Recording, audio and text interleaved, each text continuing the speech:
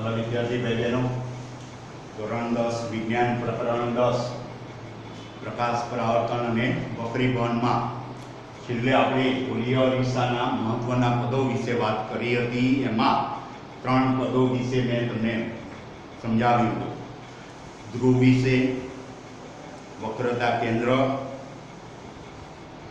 વક્રતા ત્રિજ્યા। હવે વાત કરવાની છે મુખ્ય અક્ષ। આ ભાગની અંદર मुख्य अक्ष विषय पहला बात करिए। धारो के अपनी पासे आ रीतनो एक अरीसो है, अंतर्गोळ अरीसो। आ एनु ध्रुव એટલે એની આ પરાવર્તક સપાટીનું મધ્ય બિંદુ। હવે આ રીતે એક ગોળાનો એક ભાગના એનું કેન્દ્ર, ગોળાનું કેન્દ્ર એ આ અરીસા માટે वक्रता केंद्र तरीके આપણે ઓળખીએ કયા એમાં। હવે આ P એટલે ધ્રુવ, C એટલે વક્રતા કેન્દ્ર। હવે આ ગોળીય અરીસા માટે મુખ્ય અક્ષ એટલે શું? તો આ P અને C અગાઉ મેં તમને સમજાવી દીધા, ધ્રુવ અને વક્રતા કેન્દ્ર। તો આ અરીસાનું ધ્રુવ P અને વક્રતા કેન્દ્ર C ने जोड़ती जे कोई काल्पनिक रेखा एक कल्पना करवानी, एक रेखानी कल्पना करवानी। ए रेखा ध्रुव अने वक्रता केंद्र C ने जोड़ती होय तो आवी ध्रुव अने वक्रता केंद्र C ने जोड़ती जे कोई काल्पनिक रेखा एना आपणे मुख्य अक्ष तरीके ओळखाय। बराबर ध्यान राखो, कारण के आ मुख्य अक्षनी सापेक्षमां वस्तुना प्रतिबिंब अने एमां तमारे वस्तु अंतर, प्रतिबिंबनी ऊंचाई आ बधुं मापवानुं। प्रतिबिंबनुं अंतर मुख्य अक्षनी सापेक्षमां तमारे कार्टेशिय पद्धति पण आवशे आगळ। एटले मुख्य अक्ष एटले ध्रुव P अने वक्रता केंद्र C ने जोड़ती काल्पनिक रेखा एना आपणे मुख्य अक्ष तरीके कहीए छीए। हवे एनाथी आगळ बहु महत्वनो भाग जे मुख्य केंद्र, बराबर ध्यान रखो, मुख्य केंद्र। हवे मुख्य केंद्र ए F, वक्रता केंद्र एने C कहू। बराबर ध्यान रखो, आमा वक्रता केंद्र एटले अरीसो जे गोळानो एक भाग छे अने गोळानुं केंद्र लीधुं ए वक्रता केंद्र। હવે મુખ્ય કેન્દ્ર વિશે વાત કરવાની છે। બરાબર ધ્યાન રાખજો, મુખ્ય કેન્દ્ર। तो मुख्य केंद्र શું છે? તો અહીંયા આ રીતનો એક અંતર્ગોળનું અરીસો લો। બરાબર ધ્યાન રાખજો, આ એની પરાવર્તક સપાટી। હવે આ એનો માનો કે ધ્રુવ લીધું, અરીસાનું મધ્ય પરાવર્તક સપાટીનું કેન્દ્ર અથવા તો મધ્ય બિંદુ। હવે ધારો કે કોઈ વસ્તુમાંથી આવતા પ્રકાશના કિરણ आ रीते एक मुख्य अक्ष ने समांतर आघात थयो। आ किरण अहींयाथी परावर्तित पामे छे। बराबर ध्यान राखो, कोई अनंत अंतरे धारो के वस्तु रहेली छे, अनंत अंतरे पछी एक किरण आ रीतनुं, पछी बीजुं किरण आ रीतनुं अहींयाथी आपात किरण लीधुं। आपात किरण ए एना एक मार्गे परावर्तन पामे। हवे आ किरण अहींयाथी आ रीतना परावर्तित पामे, अहींयाथी आ। तो अरीसानी आ वक्र सपाटी पर बराबर ध्यान राखજો, अंतर्गोळ अरीસો લીધો છે એની આ પરાવર્તક સપાટી પર આ જે કિરણો આપાત કર્યા એ કિરણ અરીસાની સપાટીએથી પરાવર્તન પામ્યા અને જે બિંદુએ કેન્દ્રિત થતા હોય એ બિંદુને અરીસાનું મુખ્ય કેન્દ્ર કહેવાય। અહીંયા જો રિયલમાં આ મેં અંતર્ગોળ અરીસો લીધો છે। અંતર્ગોળ અરીસામાં મોટે ભાગે એટલે મુખ્ય કેન્દ્ર પર અહીંયા આગળ શું થાય છે? વસ્તુમાંથી આવતા પ્રકાશના કિરણો કેન્દ્રિત થાય છે। બરાબર, એટલે અરીસાની સપાટીએથી પરાવર્તન પામી અને જે બિંદુએ કેન્દ્રિત થતા હોય એને આપણે શું કહીએ છીએ? મુખ્ય કેન્દ્ર. હવે બહિર્ગોળ અરીસો હોય આ રીતે, બહિર્ગોળ અરીસો,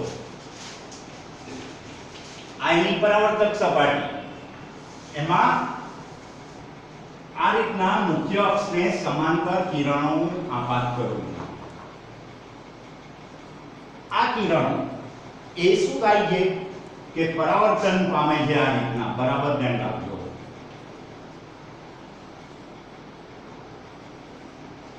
આ પરાવર્તિત કિરણો ત્રણે જો મેં આ એરો બતાવ્યો છે આ રીતનો, એ પરાવર્તિત કિરણો ભેગા થતા નથી, પરંતુ અહીંયા એ કિરણોને, પરાવર્તિત કિરણોને લંબાવી તો અહીંયા ભેગા થતા હોય એવો ભાસ થાય. એટલે આ જે બિંદુએ ભેગા થતા હોય એવો ભાસ થાય છે બહિર્ગોળ અરીસામાં, તો એ બહિર્ગોળ અરીસાનું એટલે પરાવર્તિત કિરણો વિકેન્દ્રિત થાય. શું થાય છે? વિકેન્દ્રિત, છૂટા પડે. પેલામાં અંતર્ગોળમાં શું થતું કે આ રીતના અહીંયા કેન્દ્રિત થતા પરાવર્તિત કિરણો. જ્યારે અહીંયા આગળ પરાવર્તિત કિરણો શું થાય છે? વિકેન્દ્રિત થાય છે અને કોઈ એક બિંદુએ ભેગા થતા હોય એવો ભાસ થાય છે. એટલે આ કિરણોને લંબાવ્યા તો, અને જે બિંદુએ ભેગા થતા હોય એવો ભાસ થતો હોય એ બિંદુ એ અરીસાનું મુખ્ય કેન્દ્ર. બરાબર ધ્યાન રાખજો. એટલે એના ઉપરથી આ મુખ્ય કેન્દ્રના આધારે જે કિરણો કેન્દ્રિત થાય છે એના આધારે અંતર્ગોળ અરીસાનું બીજું નામ પડ્યું અભિસારી. બરાબર ધ્યાન રાખજો. અભિસારી અરીસો જે હમણાં અહીંયા મેં બતાવ્યા. અને આ બહિર્ગોળ અરીસો એમાં એને અપસારી તરીકે ઓળખીએ છીએ, કારણ એને પરાવર્તક સપાટી પર કિરણો આપાત થાય છે અને પછી પરાવર્તન પામે છે એ વિકેન્દ્રિત થાય છે. જ્યારે આમાં પરાવર્તિત કિરણો એક બિંદુએ કેન્દ્રિત થાય અને જે બિંદુએ કેન્દ્રિત થયા એ એનું મુખ્ય કેન્દ્ર. મુખ્ય કેન્દ્ર એમ. હવે આ ધ્રુવ P થી મુખ્ય કેન્દ્ર સુધીનું અંતર એ એની કેન્દ્ર લંબાઈ. કેન્દ્ર લંબાઈ એટલે એને સ્મોલ f થી. બરાબર ધ્યાન રાખજો. અહીંયા મુખ્ય કેન્દ્રનો સંકેત કેપિટલ F અને કેન્દ્ર લંબાઈ એનો સંકેત સ્મોલ f. હવે અહીંયા આગળ pf બરાબર સ્મોલ f એટલે ધ્રુવ P થી અરીસાના મુખ્ય કેન્દ્ર સુધીનું અંતર. ધ્રુવ P થી અરીસાના મુખ્ય કેન્દ્ર F સુધીનું અંતર એને આપણે શું ઓળખીશું? કેન્દ્ર લંબાઈ. બહિર્ગોળ અરીસામાં પણ આ ધ્રુવ P થી એનું મુખ્ય કેન્દ્ર F સુધીનું અંતર એને આપણે એની કેન્દ્ર લંબાઈ F તરીકે ઓળખીએ. એટલે ધ્રુવ P અને મુખ્ય કેન્દ્ર સુધીનું અંતર એને આપણે શું કહીશું? કેન્દ્ર લંબાઈ. હવે ત્યાર પછી એક પદ છે એ દર્પણ મુખ. બરાબર શબ્દ ધ્યાન રાખજો. દર્પણ મુખ. આ અંતર્ગોળ અરીસો છે. અંદરની સપાટી વક્ર પરાવર્તન પામે છે, ત્યાંથી પ્રકાશના કિરણો પરાવર્તક તરીકે વર્તે છે. આ એની આ સપાટી લીધી, વક્ર સપાટી, એને નામ આપ્યું. આ જે વક્ર સપાટીની ધાર અને એનો વ્યાસ એને અરીસાનું દર્પણ મુખ એટલે m થી n સુધીનું અંતર. m થી n સુધીનું તમે અંતર માપો.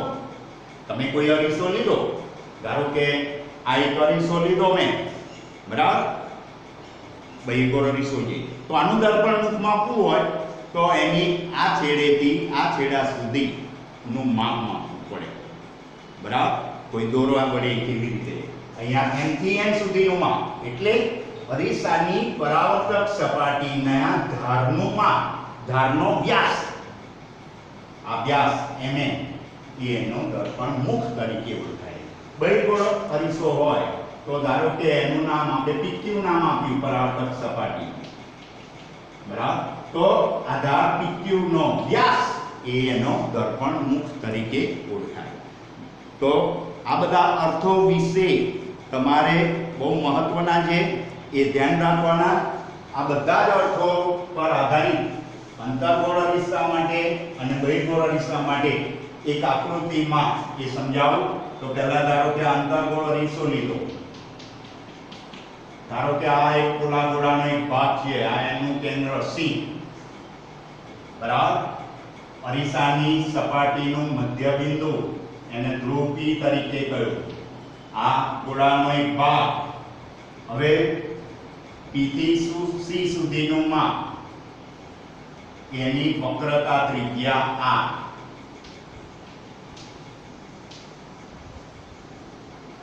P અને C માંથી પસાર થતી કાલ્પનિક રેખા એને મુખ્ય અક્ષ કહી, મુખ્ય અક્ષ. આ રીતે આપાત થતા કિરણો અહીંયા કેન્દ્રિત થયા, તો જે કેન્દ્રિત થયા એ ને મુખ્ય કેન્દ્ર F કહ્યું. P થી F સુધીનું જે માપ એ કેન્દ્ર લંબાઈ. હવે ધ્રુવ જે છે એ અરીસાની જે આ સપાટી એ ધ્રુવ પાસે કેવી હોય છે? લંબ હોય છે, મુખ્ય અક્ષ અને આ ધ્રુવ એક કેવા હોય છે? ધ્રુવ પાસે અરીસાની સપાટી અને ધ્રુવ એકબીજાને લંબ હોય. તો PC ધ્રુવ P થી C સુધીનું અંતર એને શું કહ્યું? R. ધ્રુવ P થી F સુધીનું અંતર એને કેન્દ્ર લંબાઈ F, બરાબર. કિનારીનું માપ, ધારનો વ્યાસ એને દર્પણ મુખ. એવી રીતે બહિર્ગોળ અરીસામાં પણ તમને પાઠ્યપુસ્તકમાં એની આકૃતિ આપેલી છે. તો આજે મેં સમજાયું એ બંને આકૃતિ મેં તમને દોરી બતાવી. એક જ આકૃતિમાં તમને એમ કે એક આકૃતિમાં અંતર્ગોળ અરીસા માટે ધ્રુવ P, મુખ્ય અક્ષ, વક્રતા કેન્દ્ર, વક્રતા ત્રિજ્યા એ દર્શાવતી આકૃતિ દોરો. તો એ બે આકૃતિઓ પાન નંબર 162 ઉપર છે. એ આકૃતિ છે એ આ રીતની મેં દોરેલી છે, એ પ્રમાણે છે. બી આકૃતિ એ બહિર્ગોળ અરીસા માટે મેં અલગ અલગ તમને બતાવી, એ ભેગી એક દોરીને અહીંયા બતાવેલી છે. બંને આકૃતિઓ તમારે ઘરે દોરવાની. કદાચ કોઈ વખતે પૂછે કે બહિર્ગોળ અરીસાના ધ્રુવ, મુખ્ય કેન્દ્ર, વક્રતા કેન્દ્ર, વક્રતા ત્રિજ્યા એનો દર્શાવતી આકૃતિ એક જ આકૃતિમાં દર્શાવવાનું છે. તો એ રીતે એ આકૃતિઓ એની અંદર આપેલી હોય છે. બીજું, આની અંદર એક ખાસ યાદ રાખવાનું, જે આ PC અને PF વાત કરી, તો વક્રતા ત્રિજ્યા R જે હોય ને, R એ આ કેન્દ્ર લંબાઈ કરતા બમણી હોય, એટલે R બરાબર 2F. વક્રતા ત્રિજ્યાનું માપ એ કેન્દ્ર લંબાઈ કરતા બમણું. એટલે તમે જે કઈ આકૃતિઓ દોરો એમાં P થી F નું માપ ધારો કે 3 સેન્ટીમીટર લીધું, તો આ પણ 3 થશે. એટલે P થી C નું 3 2 6. એટલે આ કેન્દ્ર લંબાઈ એ કેવી હોય? અડધી. અને વક્રતા ત્રિજ્યા એનાથી ડબલ. એટલે આ જો આ 4 સેન્ટીમીટર માપ લીધું, તો આ બીજા 4, એટલે અહીંથી આ 4, તો અહીંથી C નું માપ, P થી C નું માપ કેટલું થશે? 8. ચાલ આવે છે.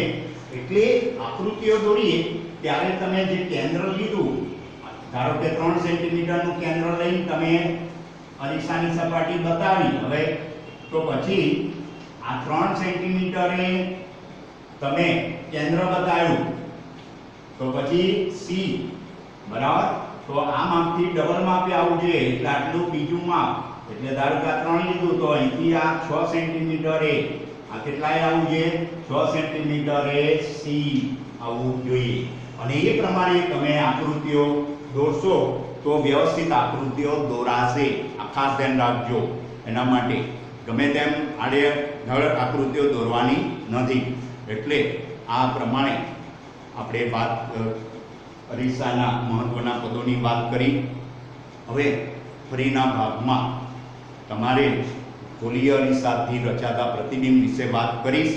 પણ તમને આનો હોમવર્ક હું તમને આપી દઉં.